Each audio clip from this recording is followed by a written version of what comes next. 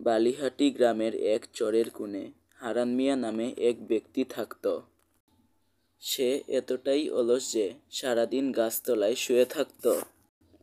হারান ঘুম ঘুম স্বরে বলে, জীবন মানে শান্তি, কাজ মানেই ব্যথা। তার স্ত্রী রেণু বউ প্রতিদিন ভোরে উঠে হাঁস মুরগি দেখে, ধান মাড়াই করে, আবার বাজারেও যায়।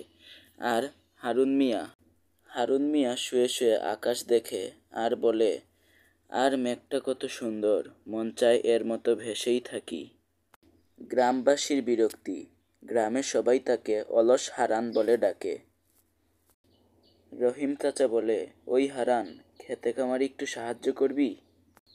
হারান উত্তরে বলে, চাচা, আমি ভাবনার কাজ করি, হাতের না, মাথায় কাজ তো বড় কাজ।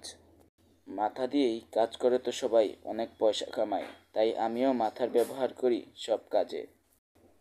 হারানকে নিয়ে গ্রামের শিশুদের মন্তব্য, হারান কাকা নাকি মাথা খাটায়, অথচ পাকা পটল গাছেই ফলেছে।